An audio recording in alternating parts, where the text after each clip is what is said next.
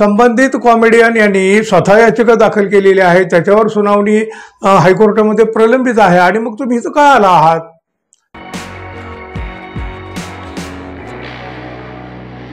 मित्रांनो नमस्कार। थाने की रिक्षा, चेहरे पे दाढी, आंखों पे चष्मा हाय, गेल्या काही दिवसापासून या ओळी अनेकांच्या ओठावर आहेत। स्टँडअप कॉमेडियन कुणाल कामरा यांनी हे विडंबन गीत गायलं आणि राजकारणातील एक वेगळे पैलू समोर आले। म्हणजे खरं तर या काही ओळींनी राजकारणामध्ये एक मोठं वादळ सुद्धा निर्माण केलं।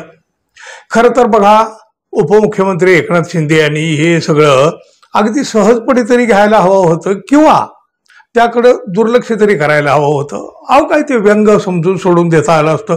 अहो अनेक राजकीय नेत्यांच्या वरती कसली कसली व्यंगचित्र येतातच ना हो, पण तसं काही घडलं नाही। ते वाढत गेलं, पेटत गेलं।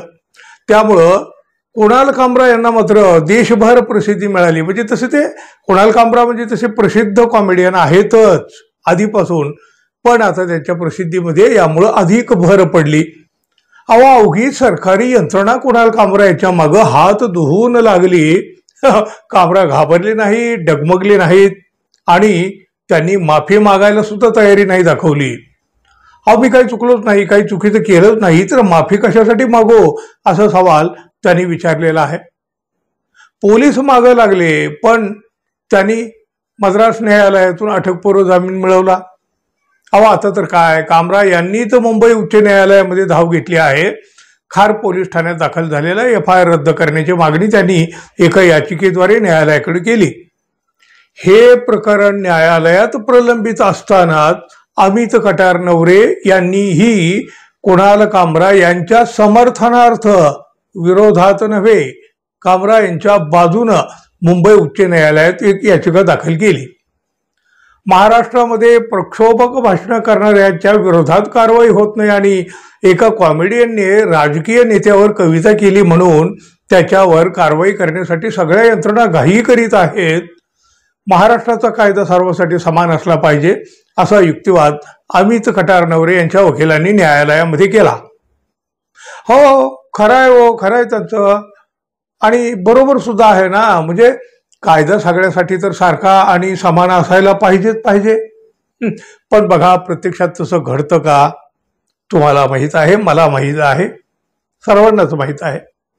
अहो बघा, काही राजकीय नेते किती प्रक्षोभक विधानं करीत सुटलेले आहेत, द्वेष पसरवत आहेत, जातीमध्ये, धर्मामध्ये आग लावण्याचं काम देखील करीत आहेत। अर्थात गेल्या 2-3 महिन्यात तर हे प्रमाण खूप वाढलेलं आहे। पण विष ओकणाऱ्या राजकीय नेत्यावर अशी कारवाई होताना तुम्हाला आम्हाला दिसत नाही। अशी कारवाई होते ती फक्त कुणाल कामरा यांच्यासारख्यावर, अन्य सर्वसामान्य व्यक्तीवर। आणि मग नेमका हाच मुद्दा अमित कटारनवरे यांनी न्यायालयात उपस्थित केला। न्यायालयानं मात्र त्यांची ही याचिका फेटाळून लावली। कुणाल कामरा यांचे प्रकरण आधीपासूनच न्यायालयात प्रलंबित आहे। या स्थितीमध्ये ही नवी याचिका ऐकून घेण्याची गरज वाटत नाही असं न्यायालयाने म्हटलं आणि ही याचिका फेटाळून लावली।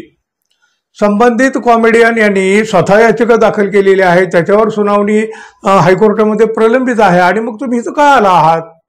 काय गरज आहे असा सवाल हायकोर्टाकडून कटारनवरे यांना करण्यात आला। तेव्हा मी इथं कुणाल कामराला डिफेंड करण्यासाठी आलेलो नाहीये, तर एका सामाजिक प्रश्नासाठी आलेलो आहे। कायदा ठराविक पद्धतीने कसा काय बदलू शकतो असं म्हटलं त्यांनी।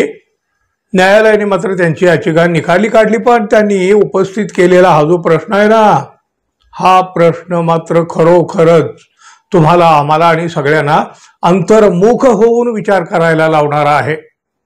अहो बघा, म्हणजे खून वगैरे अशा प्रकरणाचं सुद्धा गंभीर गुन्ह्यातले आरोपी पोलिसाच्या हाती लागत नाहीत। तो कृष्णा आंधळे सापडत नाही अख्ख्या पोलीस यंत्रणेला। आता बघा, पोलीस दखल घेत नाहीत अशा तक्रारी सुद्धा सर्वसामान्यांच्या असतात। इथं मात्र कुणाल कामरा यांनी एक विडंबन गीत गायलं आणि सरकारी यंत्रणा वेगानं, अगदी वायू वेगानं त्यांच्या मागे लागल्या। सिलेक्टिव्ह प्रकरणातच असं घडू शकतं ना हो। राजकीय नेते वाटेल तसं बोलतात, धार्मिक द्वेष निर्माण करतात, तिथं या सरकारी यंत्रणा बहिऱ्या होतात, बहिऱ्या. पण राजकीय नेत्यावर एखादी व्यंग कविता केली तर सगळ्या यंत्रणा किती वेगानं सक्रिय होतात हेच तर आपण गेल्या काही दिवसापासून पाहत आहोत ना. अशा या सगळ्या परिस्थितीत मित्रांनो, तुमचा सपोर्ट कोणाला, म्हणजे तुम्ही कोणाला सपोर्ट करणार, कोणाला कामराला तुमचा सपोर्ट आहे का जरूर सांगा. आणि आपण अजून आपल्या चॅनलला सबस्क्राईब केलं नसेल तर कृपया सबस्क्राईब करावं, अर्थातच विनंती. धन्यवाद. पुन्हा भेटू. तोपर्यंत नमस्कार.